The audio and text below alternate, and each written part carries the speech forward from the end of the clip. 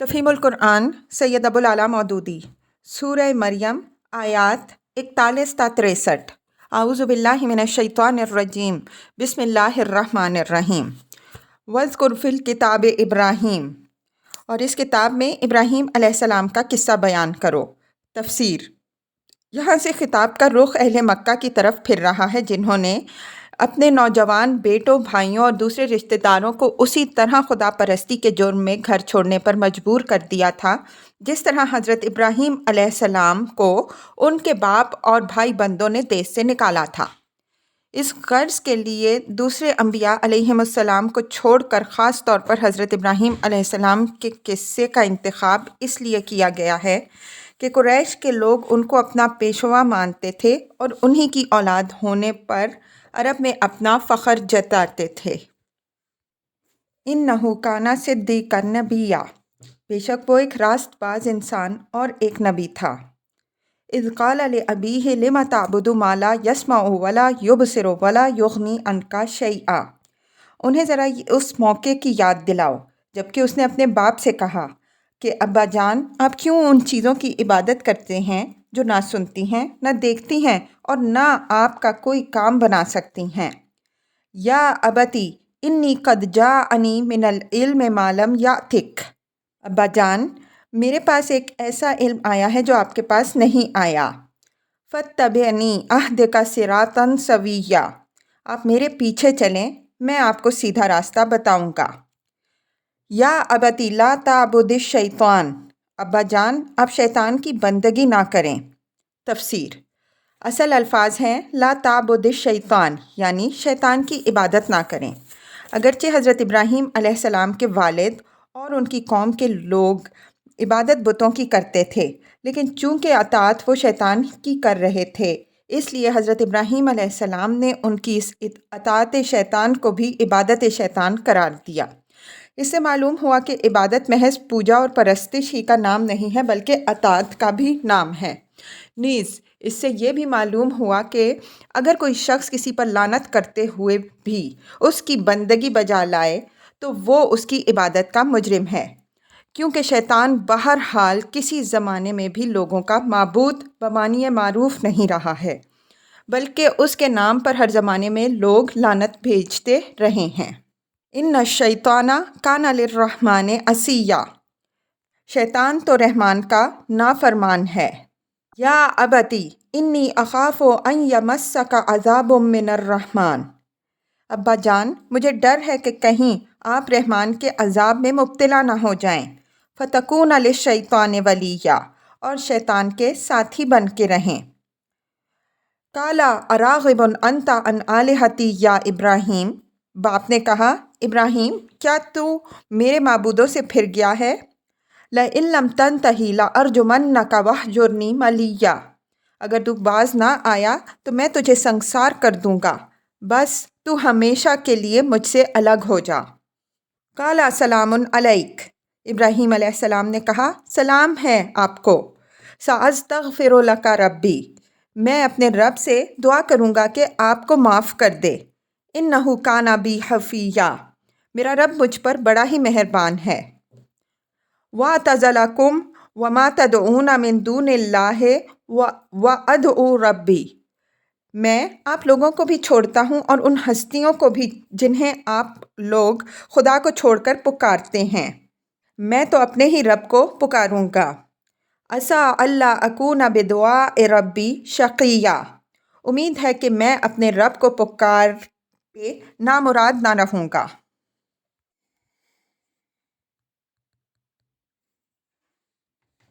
فَلَمَّا اعْتَزَلَهُمْ وَمَا يَعْبُدُونَ مِن دُونِ اللہِ، بس جب وہ ان لوگوں سے اور ان کے معبودان غیر اللہ سے جدا ہو گیا، وَهَبْنَا لَهُ إِسْحَاقَ وَيَعْقُوبَ، تو ہم نے اس کو اسحاق اور یعقوب علیہم السلام جیسی اولاد دی۔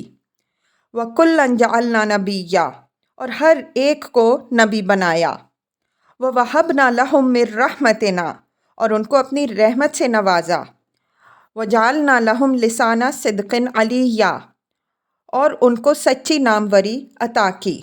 تفسیر: یہ حرف تسلی ہے کہ ان مہاجرین کے لیے جو گھروں سے نکلنے پر مجبور ہوئے تھے، ان کو بتایا جا رہا ہے کہ جس طرح ابراہیم علیہ السلام اپنے خاندان سے کٹ کر برباد نہ ہوئے بلکہ الٹے سر بلند و سرفراز ہو کر رہے، اسی طرح تم بھی برباد نہ ہوگے بلکہ وہ عزت پاؤ گے جس کا تصور بھی جاہلیت میں پڑے ہوئے کفار قریش نہیں کر سکتے۔ وَاذْكُرْ فِي الْكِتَابِ مُوسیٰ، اور ذکر کرو اس کتاب میں موسیٰ علیہ السلام کا، اِنَّهُ كَانَ مُخْلِصًا، وہ ایک چیدہ شخص تھا۔ تفسیر: اصل میں لفظ مخلص استعمال ہوا ہے جس کے معنی ہے خالص کیا ہوا۔ مطلب یہ ہے کہ حضرت موسیٰ علیہ السلام ایک ایسے شخص تھے جن کو اللہ تعالیٰ نے خالص اپنا کر لیا تھا۔ وَكَانَ رَسُولًا نَبِيًّا، وہ رسول اور نبی تھا۔ تفسیر: رسول کے معنی ہے فرستادہ، بھیجا ہوا۔ اس معنی کے لحاظ سے عربی زبان میں قاصد، پیغامبر، ایلچی اور سفیر کے لیے یہ لفظ استعمال کیا جاتا ہے، اور قرآن میں یہ لفظ یا تو ان ملائکہ کے لیے استعمال ہوا ہے جو اللہ تعالیٰ کی طرف سے کسی کار خاص پر بھیجے جاتے ہیں، یا پھر ان انسانوں کو اس نام سے موسوم کیا گیا ہے جنہیں اللہ تعالیٰ نے خلق کی طرف اپنا پیغام پہنچانے کے لیے مامور فرمایا۔ نبی کے معنی میں اہل لغت کے درمیان اختلاف ہے۔ بعض اس کو لفظ نبا سے مشتق قرار دیتے ہیں جس کے معنی خبر کے ہیں، اور اس اصل کے لحاظ سے نبی کے معنی خبر دینے والا کے ہیں۔ بعض کے نزدیک اس کا مادہ نبوہ ہے، یعنی رفعت اور بلندی والا۔ اس لحاظ سے نبی کے معنی ہو گئے بلند مرتبہ اور عالی مقام۔ ازہری نے کسائی سے ایک تیسرا قول بھی نقل کیا ہے، اور وہ یہ ہے کہ یہ لفظ دراصل نبع ہے جس کے معنی طریق اور راستہ کے ہیں، اور انبیاء علیہم السلام کو نبی اس لیے کہا گیا ہے کہ وہ اللہ کی طرف جانے والا راستہ بتاتے ہیں۔ بس کسی شخص کو رسول و نبی کہنا یہ ظاہر کرتا ہے کہ وہ عالی مقام پیغمبر ہے، یا اللہ تعالیٰ کی طرف سے خبریں دینے والا پیغمبر، یا پھر وہ پیغمبر جو اللہ کا راستہ بتانے والا ہے۔ قرآن مجید میں یہ دونوں الفاظ بالعموم ہم معنی استعمال ہوئے ہیں۔ چنانچہ ہم دیکھتے ہیں کہ ایک ہی شخصیت کو کہیں صرف رسول کہا گیا ہے اور کہیں صرف نبی، اور کہیں رسول اور نبی ایک ساتھ۔ لیکن بعض مقامات پر رسول اور نبی کے الفاظ اس طرح بھی استعمال ہوئے ہیں جس طرح سے ان دونوں میں مرتبے یا کام کی نوعیت کے لحاظ سے کوئی اصطلاحی فرق ہے۔ مثلاً سورہ حج رکوع 7 میں فرمایا، وَمَا أَرْسَلْنَا مِن قَبْلِكَ مِن رَسُولٍ وَلَا نَبِيٍّ إِلَّا، ہم نے تم سے پہلے نہیں بھیجا کوئی رسول اور نہ کوئی نبی مگر۔ یہ الفاظ صاف ظاہر کرتے ہیں کہ رسول اور نبی دو الگ الگ اصطلاحیں ہیں جن کے درمیان کوئی معنوی فرق ضرور ہے۔ اسی بنا پر اہل تفسیر میں یہ بحث چل پڑی کہ اس فرق کی نوعیت کیا ہے، لیکن حقیقت یہ ہے کہ قطعی دلائل کے ساتھ کوئی بھی رسول اور نبی کی الگ الگ حیثیتوں کا تعین نہیں کر سکتا۔ زیادہ سے زیادہ جو بات یقین کے ساتھ کہی جا سکتی ہے وہ یہ ہے کہ رسول کا لفظ نبی کی بنسبت خاص ہے، یعنی ہر رسول نبی بھی ہوتا ہے مگر ہر نبی رسول نہیں ہوتا، یا با الفاظ دیگر انبیاء علیہم السلام میں سے رسول کا لفظ ان جلیل القدر ہستیوں کے لیے بولا جاتا ہے جن کو عام انبیاء علیہم السلام کی بنسبت زیادہ اہم منصب سپرد کیا گیا تھا۔ اسی کی تائید اس حدیث سے بھی ہوتی ہے جو امام احمد رحمہ اللہ نے حضرت ابو امامہ رضی اللہ عنہ سے اور حاکم نے حضرت ابو ذر رضی اللہ عنہ سے نقل کی ہے کہ نبی صلی اللہ علیہ وسلم سے رسولوں کی تعداد پوچھی گئی تو آپ صلی اللہ علیہ وسلم نے 313 یا 315 بتائی، اور انبیاء علیہم السلام کی تعداد پوچھی گئی تو آپ صلی اللہ علیہ وسلم نے 1,24,000 بتائی۔ اگرچہ اس حدیث کی سندیں ضعیف ہیں مگر کئی سندوں سے ایک بات کا نقل ہونا اس کے ضعف کو بڑی حد تک دور کر دیتا ہے۔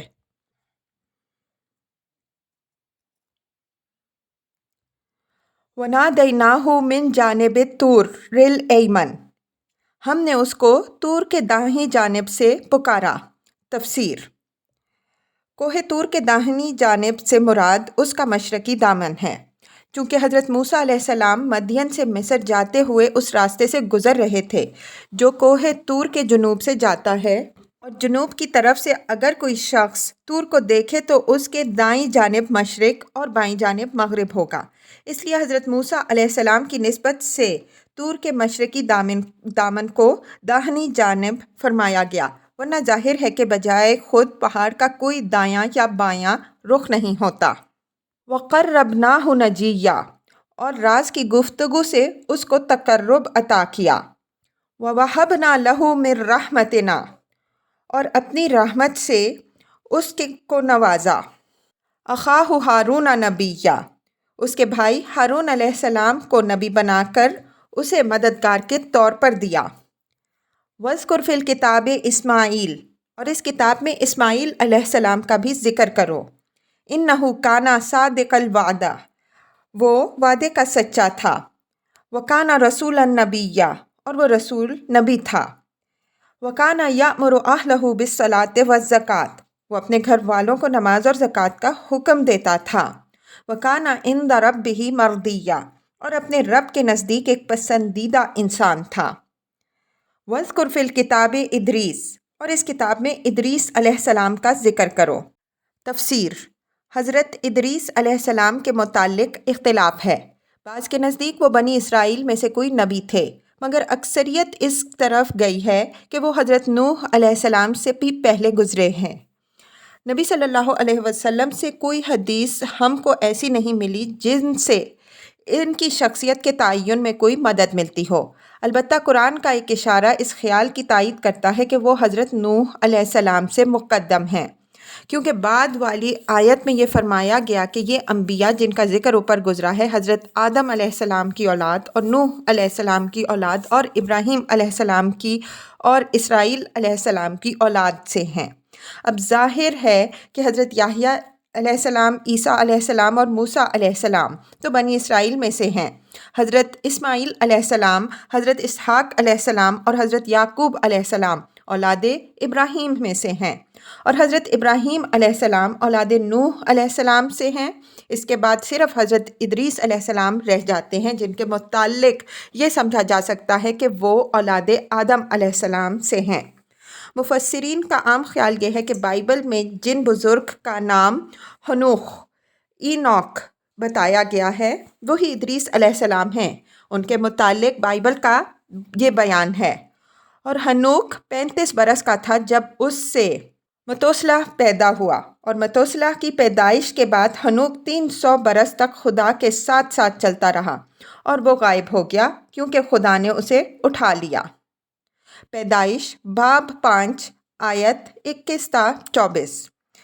تلمود کی اسرائیلی روایات میں ان کے حالات زیادہ تفصیل کے ساتھ بتائے گئے ہیں۔ ان کا خلاصہ یہ ہے کہ حضرت نوح علیہ السلام سے پہلے جب بنی آدم میں بگاڑ کی کوئی ابتدا ہوئی تو خدا کے فرشتے نے ہنوک کو، جو لوگوں سے الگ تھلگ زاہدانہ زندگی بسر کرتے تھے، پکار کے کہا کہ اے ہنوک، اٹھو، گوشائے عزلت سے نکلو اور زمین کے باشندوں میں چل پھر کر ان کو وہ راستہ بتاؤ جس پر ان کو چلنا چاہیے، اور وہ طریقے بتاؤ جن پر انہیں عمل کرنا چاہیے۔ یہ حکم پا کر وہ نکلے، اور انہوں نے جگہ جگہ لوگوں کو جمع کر کے واعظ و تلقین کی، اور نسل انسانی نے ان کی اطاعت قبول کر کے اللہ کی بندگی اختیار کر لی۔ ہنوک 353 برس تک نسل انسانی پر حکمران رہے۔ ان کی حکومت انصاف اور حق پرستی کی حکومت تھی۔ ان کے عہد میں زمین پر خدا کی رحمتیں برستی تھیں۔ انہ کان صدیقا نبیا، وہ ایک راست باز انسان اور ایک نبی تھا۔ ورفعناہ مکانا علیہ، اور اسے ہم نے بلند مقام پر اٹھا لیا تھا۔ تفسیر: اس کا سیدھا سادہ مطلب تو یہ ہے کہ اللہ تعالیٰ نے حضرت ادریس علیہ السلام کو بلند مرتبہ عطا کیا تھا، لیکن اسرائیلی روایات سے منتقل ہو کر یہ بات ہمارے ہاں بھی مشہور ہو گئی کہ اللہ تعالیٰ نے حضرت ادریس علیہ السلام کو آسمان پر اٹھا لیا۔ بائبل میں تو صرف اسی قدر ہے کہ وہ غائب ہو گئے کیونکہ خدا نے ان کو اٹھا لیا، مگر تلمود میں اس کا ایک طویل قصہ بیان ہوا ہے جس کا خاتمہ اس پر ہوا ہے کہ ہنوک ایک بگولے میں آتشی رتھ اور گھوڑوں سمیت آسمان پر چڑھ گئے۔ اولئک الذین انعم اللہ علیہم من النبیین، یہ وہ پیغمبر ہیں جن پر اللہ نے انعام فرمایا۔ من ذریت آدم و ممن حملنا مع نوح، آدم علیہ السلام کی اولاد میں سے اور ان لوگوں کی نسل میں سے جنہیں ہم نے نوح علیہ السلام کے ساتھ کشتی پر سوار کیا تھا۔ وَمِن ذُرِّيَّةِ ابراہیم و اسرائیل، اور ابراہیم علیہ السلام کی نسل سے اور اسرائیل علیہ السلام کی نسل سے۔ وَمِمَّنْ هَدَيْنَا وَاجْتَبَيْنَا، اور یہ ان لوگوں میں سے تھے جن کو ہم نے ہدایت بخشی اور برگزیدہ بنایا۔ اِذَا تُتْلَىٰ عَلَيْهِمْ آيَاتُ الرَّحْمَٰنِ خَرُّوا سُجَّدًا وَبُكِيًّا، ان کا حال یہ تھا کہ جب رحمان کی آیات ان کو سنائی جاتی تو روتے ہوئے سجدے میں گر جاتے تھے۔ آیت سجدہ، سجدہ کر لیجئے۔ فَخَلَفَ مِن بَعْدِهِمْ خَلْفٌ أَضَاعُوا الصَّلَاةَ، پھر ان کے بعد وہ ناخلف لوگ ان کے جانشین ہوئے جنہوں نے نماز کو ضائع کیا۔ تفسیر، یعنی نماز پڑھنی چھوڑ دی یا نماز سے غفلت اور بے پرواہی برتنے لگے۔ یہ ہر امت کے زوال و انحطاط کا پہلا قدم ہے۔ نماز وہ اولین رابطہ ہے جو مومن کا زندہ اور عملی تعلق خدا کے ساتھ شب و روز جوڑے رکھتا ہے اور اسے خدا پرستی کے مرکز و محور سے بچھڑنے نہیں دیتا۔ یہ بندھن ٹوٹتے ہی آدمی خدا سے دور اور دور تر ہوتا چلا جاتا ہے، حتیٰ کہ عملی تعلق سے گزر کر اس کا خیالی تعلق بھی خدا کے ساتھ باقی نہیں رہتا۔ اسی لیے اللہ تعالیٰ نے یہاں یہ بات ایک قاعدہ کلیہ کے طور پر بیان فرمائی ہے کہ پچھلے تمام انبیاء علیہم السلام کی امتوں کا بگاڑ نماز ضائع کرنے سے شروع ہوا ہے۔ اتبعوا الشہوات، اور خواہش نفس کی پیروی کی۔ تفسیر، یہ تعلق باللہ کی کمی اور اس کے فقدان کا ایک لازمی نتیجہ ہے۔ نماز کی اذاعت سے جب دل خدا کی یاد سے غافل رہتے ہیں تو جوں جوں یہ غفلت بڑھتی گئی، خواہشات نفس کی بندگی میں بھی اضافہ ہوتا چلا گیا، یہاں تک کہ ان کے اخلاق اور معاملات کا ہر گوشہ احکام الہی کے بجائے اپنے من مانے طریقوں کا پابند ہو کر رہا۔ فَسَوْفَ يَلْقَوْنَ غَيًّا، بس قریب ہے کہ وہ گمراہی کے انجام سے دوچار ہوں۔ إِلَّا مَن تَابَ وَآمَنَ وَعَمِلَ صَالِحًا، البتہ جو توبہ کر لیں اور ایمان لے آئیں اور نیک عملی اختیار کر لیں۔ فَأُولَٰئِکَ يَدْخُلُونَ الْجَنَّةَ، وہ جنت میں داخل ہو جائیں گے۔ وَلَا يُظْلَمُونَ شَيْئًا، اور ان کی ذرہ برابر حق تلفی نہ ہوگی۔ جَنَّاتِ عَدْنٍ الَّتِي وَعَدَ الرَّحْمَٰنُ عِبَادَهُ بِالْغَیْبِ، ان کے لیے ہمیشہ رہنے والی جنتیں ہیں جن کا رحمان نے اپنے بندوں سے درپردہ وعدہ کر رکھا ہے۔ تفسیر، یعنی جس کا وعدہ رحمان نے اس حالت میں کیا ہے کہ وہ جنتیں ان کی نگاہ سے پوشیدہ ہیں۔ إِنَّهُ كَانَ وَعْدَهُ مَأْتِیًّا، اور یقیناً یہ وعدہ پورا ہو کر رہنا ہے۔ لَا يَسْمَعُونَ فِيهَا لَغْوًا إِلَّا سَلَامًا، وہاں وہ کوئی بیہودہ بات نہ سنیں گے، جو کچھ بھی سنیں گے ٹھیک ہی سنیں گے۔ تفسیر، اصل میں لفظ سلام استعمال ہوا ہے جس کے معنی ہیں عیب اور نقص سے محفوظ۔ جنت میں جو نعمتیں انسان کو میسر ہوں گی ان میں سے ایک بڑی نعمت یہ ہوگی کہ وہاں کوئی بیہودہ اور فضول اور گندی بات سننے میں نہ آئے گی۔ وہاں ایک پورا معاشرہ، ایک ستھرا اور سنجیدہ اور پاکیزہ معاشرہ ہوگا جس کا ہر فرد سلیم الطبع ہوگا۔ وہاں کے رہنے والوں کو غیبتوں اور گالیوں اور فحش گانوں اور دوسری بری آوازوں کی سماعت سے پوری نجات مل جائے گی۔ وہاں آدمی جو کچھ بھی سنے گا بھلی اور معقول اور بجا باتیں ہی سنے گا۔ اس نعمت کی قدر وہی شخص سمجھ سکتا ہے جو اس دنیا میں فی الواقع ایک پاکیزہ اور ستھرا ذوق رکھتا ہو، کیونکہ وہی یہ محسوس کر سکتا ہے کہ انسان کے لیے ایک ایسی گندی سوسائٹی میں رہنا کتنی بڑی مصیبت ہے جہاں کسی وقت بھی اس کے کان جھوٹ، غیبت، فتنہ و فساد، شرارت، گندگی اور شہوانیت کی باتوں سے محفوظ نہ ہوں۔ وَلَهُمْ رِزْقُهُمْ فِيهَا بُكْرَةً وَعَشِيًّا، اور ان کا رزق انہیں پہم صبح و شام ملتا رہے گا۔ تِلْكَ الْجَنَّةُ الَّتِي نُورِثُ مِنْ عِبَادِنَا مَنْ كَانَ تَقِيًّا، یہ ہے وہ جنت جس کا وارث ہم اپنے بندوں میں سے اس کو بنائیں گے جو پرہیزگار رہے گا۔